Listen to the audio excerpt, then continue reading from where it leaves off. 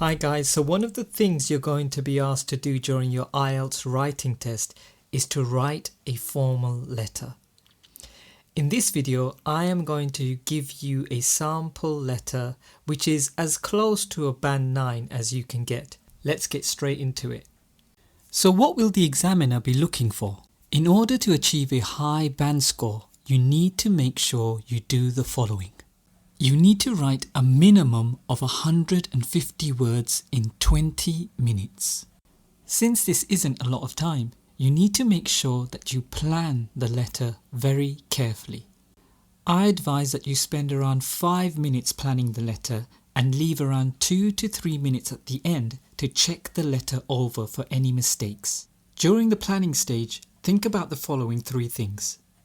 Make sure that the purpose of the letter is clearly presented.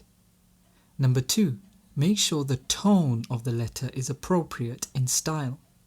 Number 3, make sure the format is appropriate, i.e.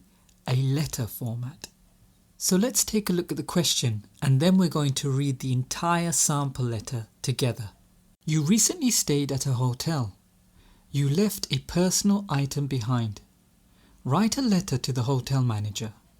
In your letter, describe the item you left behind, explain where you think you left it, and ask the manager what you should do to retrieve the lost item. Before I begin reading the letter, notice how there are no addresses. Although addresses are normally included in letters, for the purpose of the IELTS test, you do not need to put any addresses. So let's get straight into the letter. Dear Sir, Madam, I trust this letter finds you well. I am reaching out to notify you of an item I believe I may have left behind during my recent stay at your esteemed hotel. The item in question is a silver wristwatch with a black leather strap. It holds significant sentimental value to me as it was a gift from my late grandfather. I distinctly recall wearing it during my check-in and throughout my stay at your hotel. I suspect I may have inadvertently left it either in my room or perhaps in the hotel lobby while waiting for transportation. Despite searching through my belongings thoroughly, I have been unable to locate it. I kindly request your assistance in locating and returning my watch. Could you please advise me on the appropriate steps to take to retrieve it? Any guidance or assistance you can provide would be immensely appreciated. Thank you for your attention to this matter. I eagerly await your prompt response. Yours faithfully, John Smith. As you can see, the letter opens with a formal greeting. We then move on to the main body of the paragraph. In the main body, you will be required to respond to the points outlined in your test question. And then finally, we have our closing, which should also be formal. As you can see from this example, the letter avoids all kind of informalities. For example, the letter avoids the use of contractions. We say I am rather than I'm, and we say I have instead of I've.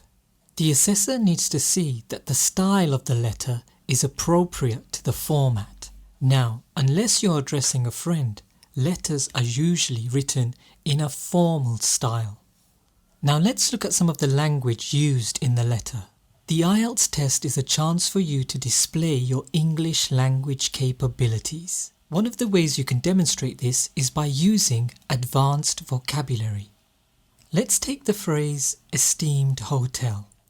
I could have easily written here, your great hotel, or your wonderful hotel, or your good hotel.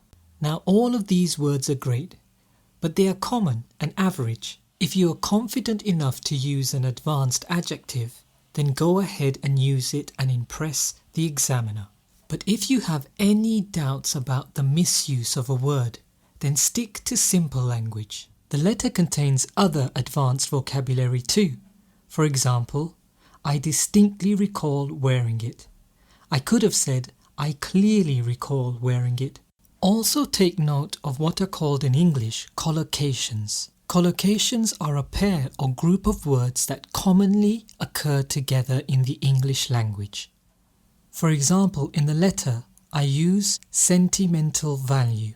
Now the word sentimental is similar to emotional, but emotional value wouldn't collocate in the English language.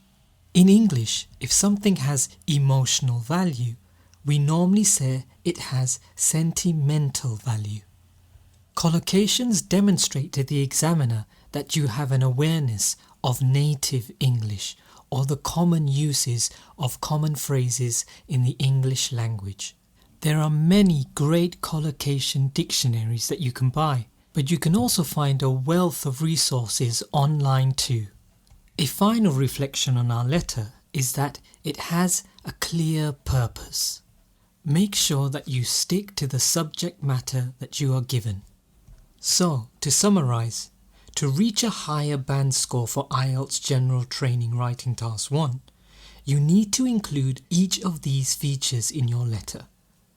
A clear purpose, appropriate tone, present and highlight all the bullet points you are given, and use the appropriate format. If you benefited from this lesson, don't forget to like, share and subscribe. Good luck with your IELTS exam.